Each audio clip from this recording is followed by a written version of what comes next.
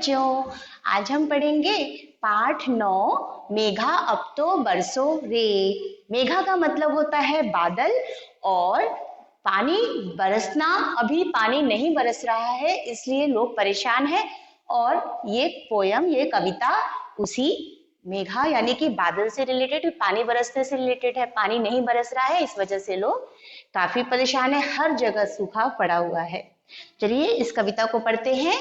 सूखी धरती प्यासे लोग और पानी को करते हैं शोर, यानी कि धरती सूख गई है, लोग प्यासे हैं और पानी के लिए परेशान हैं, आवाज कर रहे हैं, चिल्ला रहे हैं कि हे भगवान बारिश करो, पानी बरसाओ। मेघा अब तो बरसो रे। मेघा मतलब कि बादल, अब तो बरस जाओ क्योंकि धरती भी सूख गई है, लोग बहुत प्यासे हैं। कीचड़ में तड़पे है मछली, फूलों को तरसे है तितली। मेघा अब तो बरसो रे।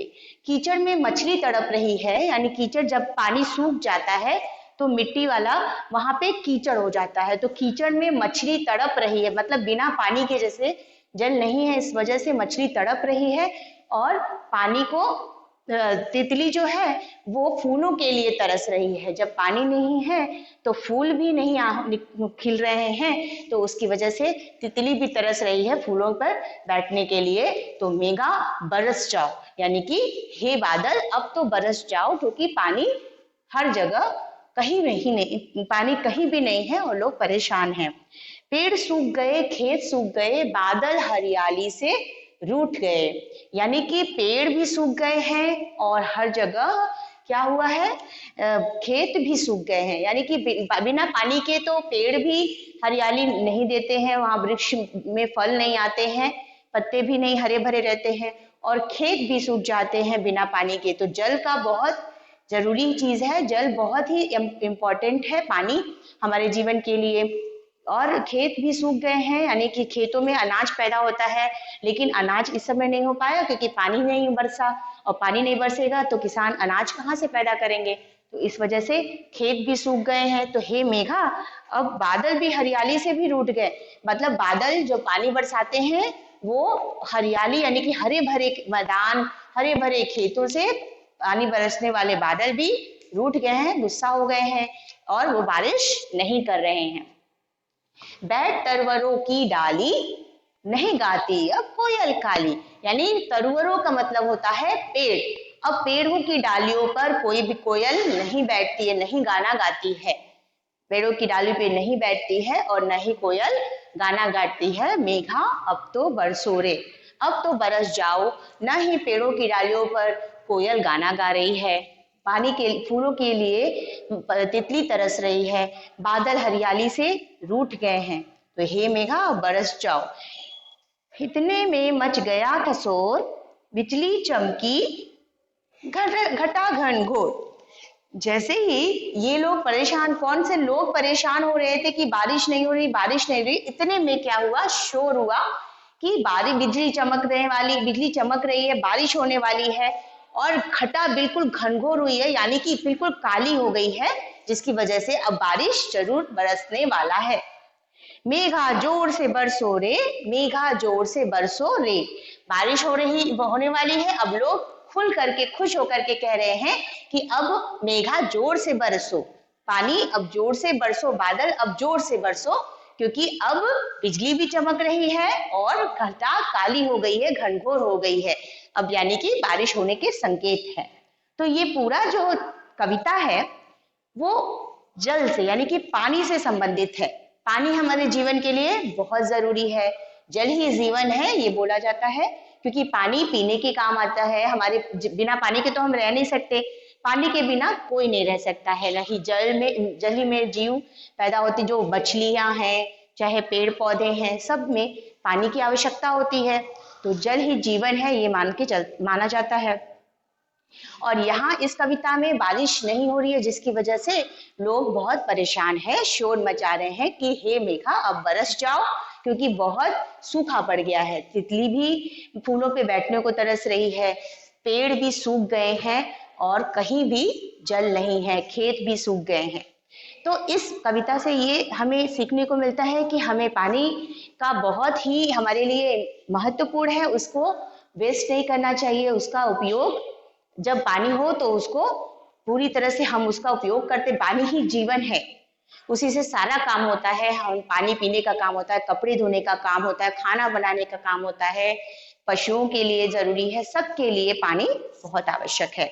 तो चलिए हम इस पाठ से संबंधित कविता की जितने भी प्रश्न हैं उसको हल करने का शुरुआत करते हैं। तो पहला है कविता की पंक्तियां पूरी करो। कविता की पंक्तियों में पहली लाइन क्या है? कीचड़ में तड़पे है मछली, फिल इन द ब्लैंक्स दिया हुआ है, यानी कीचड़ में जब मछलियां तड़प रही हैं तो उसके आगे की लाइन है फूलों को तरसे है तितली।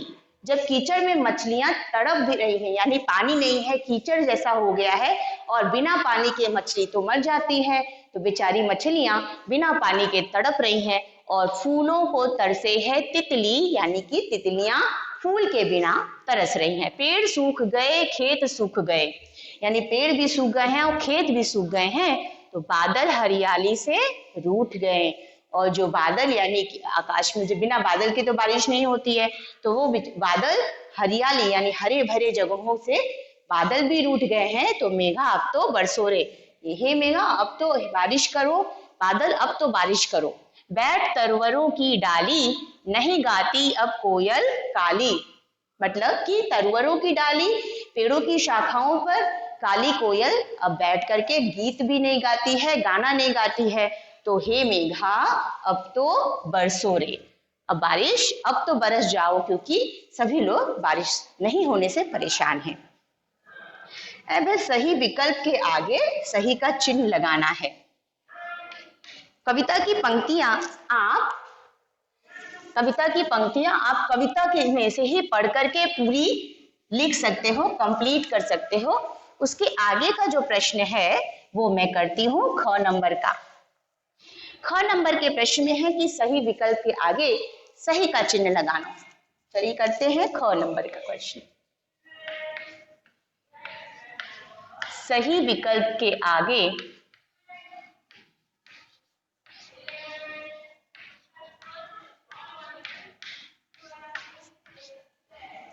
सही का चिन्ह लगाओ, राइट का चिन्ह लगाओ या लगाइए। तो क्या है इसमें के प्रश्न वो देखते हैं। पहला नंबर है कोयल कहाँ बैठकर गाती है। कोयल कहाँ बैठकर गाती है। जो कोयल है वो पहले कहाँ बैठकर गाती है थी, जहां बस बारिश जब होती थी। जब बारिश होता है तो सभी पशु पक्षी सभी खुश हो जाते हैं, पेड़ हरे भरे हो जाते हैं। लेकिन जब बारिश नहीं हो रही है तो कोयल गाना भी नहीं गा रही है। और वो कहाँ बैठ के गाती थी ये प्रश्न है। तो छत पर बैठती थी या फूलों पर बैठती थी या पेड़ों की डाली पर। तीन ऑप्शन है, तीनों में से एक राइट है।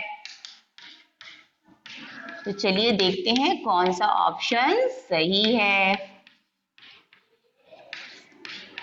बैठ तरवरों की डाली, नहीं गाती अब कोयल काली, कि इसका मतलब कि पेड़ की डाली पर अब कोयल नहीं बैठ के गाती है। तो ये वाला ऑप्शन सही है, पेड़ की डाली पर कोयल गीत गाती है। दूसरा, मेघा अब तो बरसो रे, मेघा अब तो बरसो रे, मेघा अब तो बरसो रे, ये कौन कह रहा है। कौन कह रहा है। चलो बताओ कौन कह रहा है। तितली बोल रही है कि भाई मेघा अब बरस जाओ। दूसरा ऑप्शन है कोयल कह रही है कि भाई मेघा बरस जाओ, कि लोग कह रहे हैं कि ऑप्शन में लोग बोल रहे हैं कि मेघा अब बरस जाओ। तितली, कोयल या लोग, तो ऑप्शन होगा राइट थर्ड वाला, ये होगा लोग। लोग कह रहे हैं कि मेघा अब तो बरस जाओ, हर जगह सूखा पड़ गया है। तीसरा है कीचड़ में तड़पे है मछली। और ये वाली जो लाइन है, कीचड़ में तड़पे है मछ, लपे बड़ी की मात्रा मछली। कीचड़ किस कारण होता है?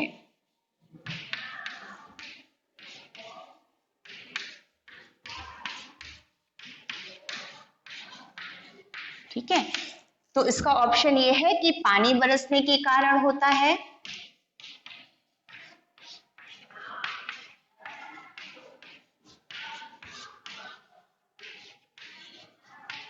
पानी बरसने के कारण, दूसरा पानी सूख जाने के कारण,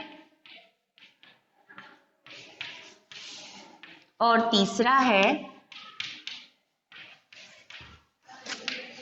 मछलियां आने के कारण। स ऑप्शन है मछलियां आ जाने के कारण।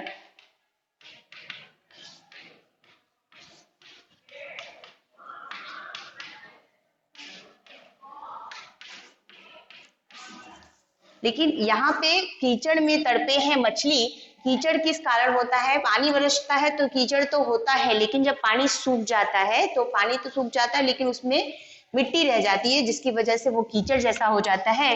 तो दूसरा ऑप्शन आ जाता है पानी सूख जाने के कारण, क्योंकि मछलियां उस पानी में है और कीचड़ हो गया उस पानी में, लेकिन बेचारी मछलियां तड़प रही हैं बिना पानी के।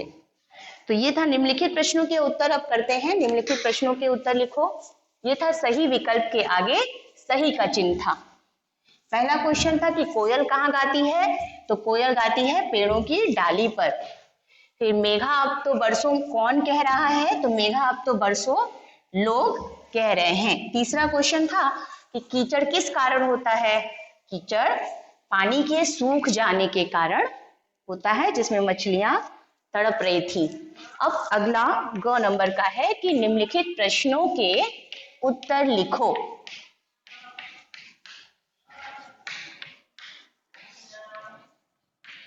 निम्नलिखित प्रश्नों के उत्तर लिखो। इसमें कुछ प्रश्न हैं, हमें उनके उत्तर देने हैं।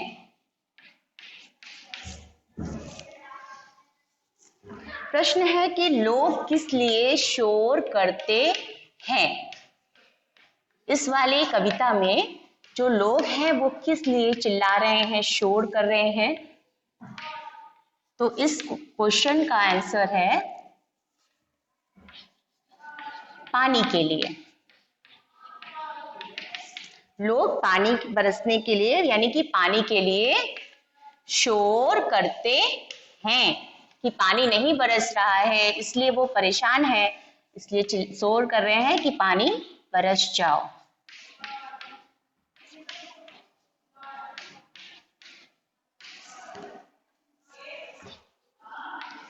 शोर करते हैं। अगला प्रश्न, कीचड़ में क्या हो रहा है? कीचड़ में तड़पे हैं मछली, ये आपकी पोयम में है। तो कीचड़ में क्या हो रहा है? कीचड़ में मछली तड़प रही है।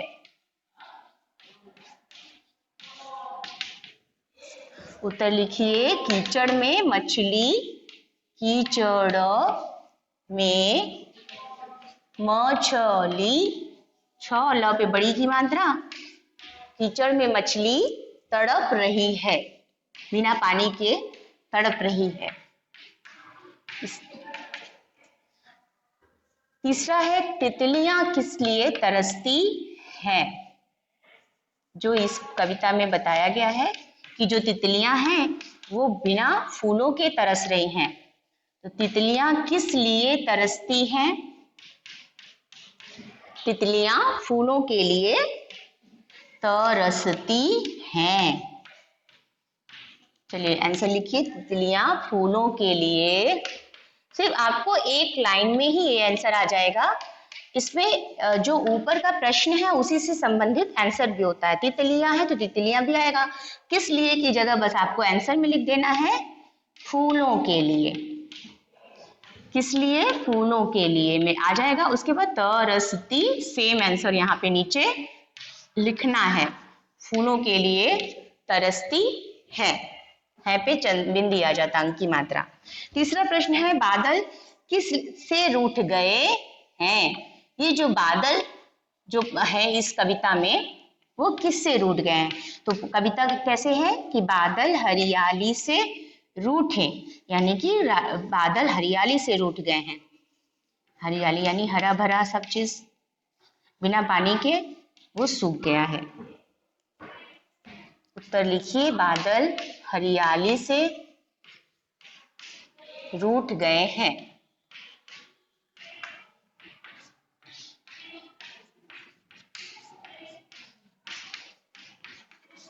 ठीक है, चलिए प्रश्न उत्तर फिर से देख लेते हैं क्या क्या था।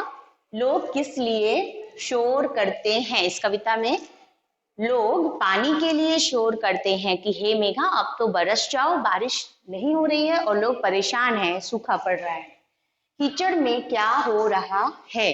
कीचड़ जो कि पानी के बरसने की वजह से हो गया था, अब वो सूख गया है पानी, इस वजह से वहां पे मछली, कीचड़ में मछली तड़प रही है। तितलियां किस लिए तरसती हैं? तो तितलियां फूलों के लिए तरसती हैं। फूलों के लिए तरस कर तितलियां पानी के बिना फूलों के लिए भी तरस रही हैं। बादल किस से रूठ गए हैं? तो बादल हरियाली से रूठ गए हैं। तो ये थी प्रश्नों के उत्तर, निम्नलिखित प्रश्नों के उत्तर थे। अब हम अगला प्रश्न करेंगे जो कि है भाषा बोध से संबंधित, यानी कि ग्रामर पोर्शन, व्याकरण, किसी पाठ से संबंधित।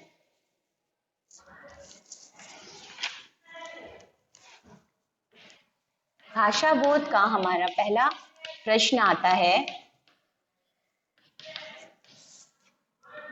निम्नलिखित वाक्यों का प्रयोग करके, निम्नलिखित शब्दों का प्रयोग करके वाक्य बनाना है। ठीक है, शब्दों का प्रयोग करना है, जो हमारे नीचे शब्द दिए गए हैं तो उसको लेकर के वाक्य बनाना है।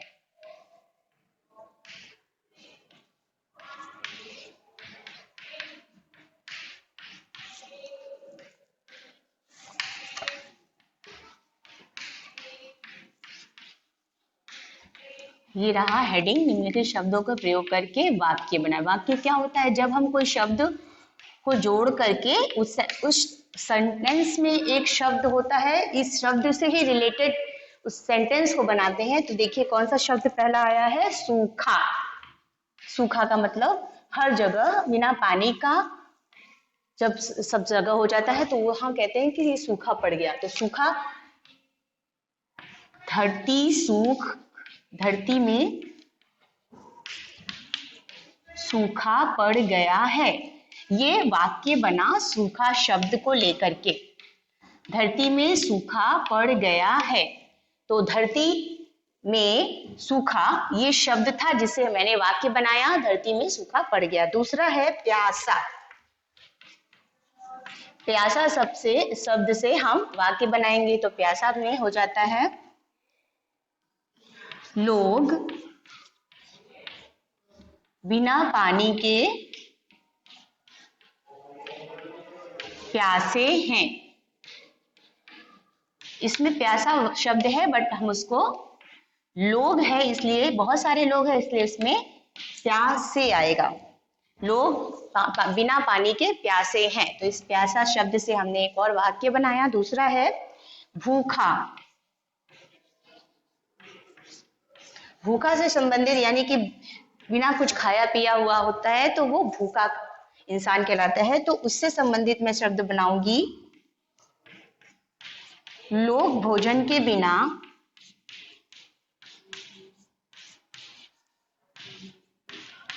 भूखे थे।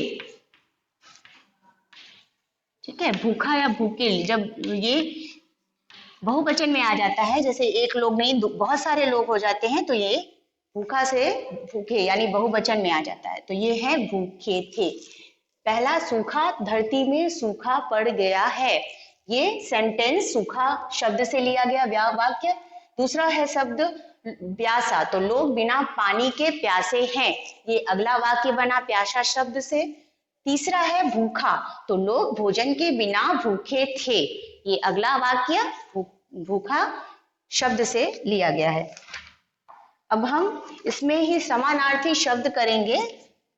दूसरे नंबर का क्वेश्चन भाषा बोध में समानार्थी शब्द लिखना है, ठीक है। समानार्थी का मतलब होता है एक ही जैसा शब्द, समान शब्द, यानी कि शब्दों का अर्थ भी बोल सकते हैं कि एक ही जैसा शब्द हो उसके कई अर्थ निकलते हैं तो उसको समानार्थी शब्द बोलते हैं, और विपरीत अर्थ वाले शब्द को विलोम शब्द बोलते हैं। तो समानार्थी शब्द को पहला नंबर पानी है, दूसरा है कोयल और तीसरा है मछली। इन तीनों का समानार्थी हमें लिखना है। तो देखिए पहला नंबर पे है पानी। पानी का मतलब तो बहुत सारे, इसका एक तरह से पर्यायवाची भी बोलते हैं समानार्थी शब्द को। तो पानी को नीर, जल, बहुत सारी चीजें बोलते हैं। तो यहाँ पे हम पानी को जल भी लिख सकते हैं। कोयल, कोयल को भी समानार्थी शब्द में बहुत हो जाता है, तो हम एक लिख रहे हैं उसका नाम कोकिला भी बोलते हैं कोयल को समानार्थी शब्द में। और अगला है मछली। मछली को हम मीन भी बोलते हैं। यह है समानार्थी शब्द इस पाठ का। समानार्थी समझ में आया आपको? यानी कि पर्यायवाची शब्द एक ही शब्द से जैसा दूसरा उसका समानार्थी शब्द उसी जैसा बोलने में आता है। जैसे पानी तो जल, कोयल कोकिला, मछली और तो मीन। दूसरा है सही वर्तनी वाले शब्दों पर सही का चिन्ह लगाना है। सही वर्तनी, वर्तनी का मतलब सही मात्राओं के साथ वाला शब्द हो। सही वर्तनी वाले शब्द दो पर सही का चिन्ह लगाओ।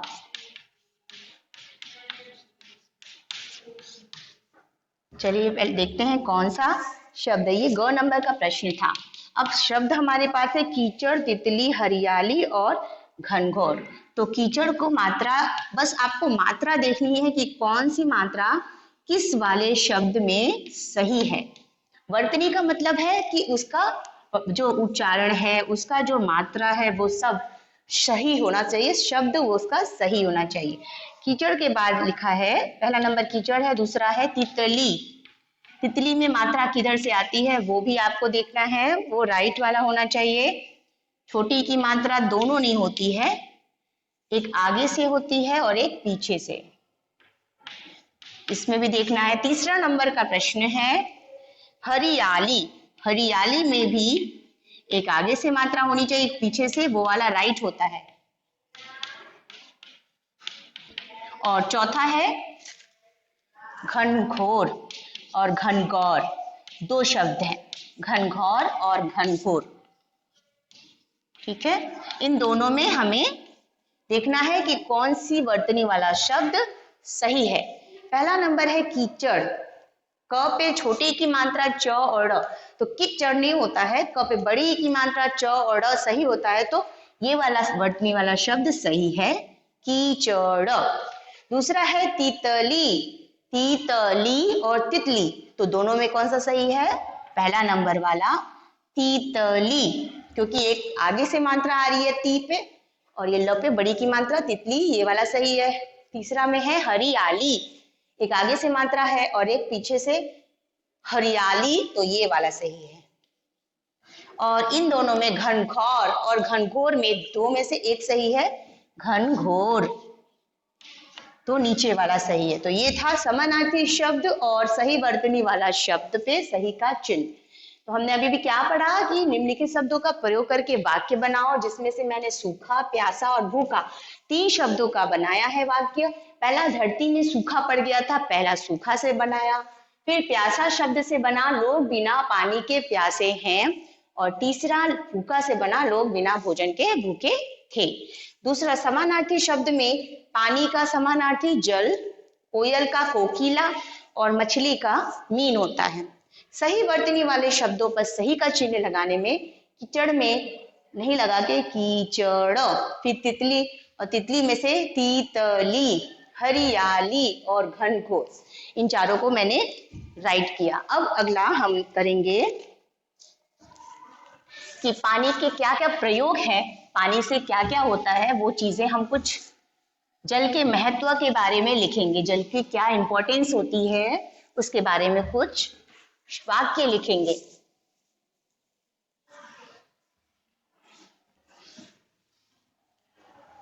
चलिए देखते हैं जल के इम्पोर्टेंस के बारे में। जल के महत्व पर कोई 3 बातें लिखिए। जल के इम्पोर्टेंस यानी कि महत्व पर कोई 3 बातें लिखिए। वैसे तो बहुत सारी बातें होंगी, जल तो बहुत ही इंपॉर्टेंट चीज है, लेकिन हमें 3 बातें ही लिखनी है इसके बारे में। तो पहला शब्द हम लिखेंगे, पहला वाक्य,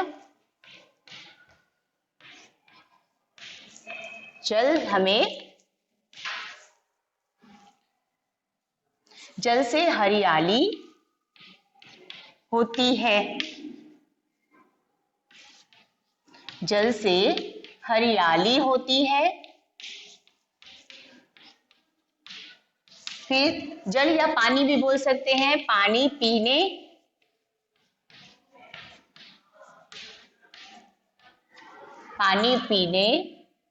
कपड़े धोने,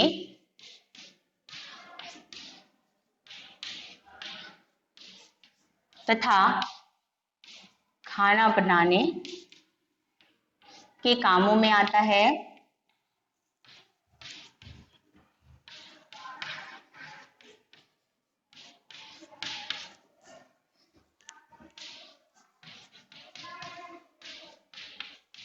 और तीसरा है, पानी से बिजली भी बनाया जाता है।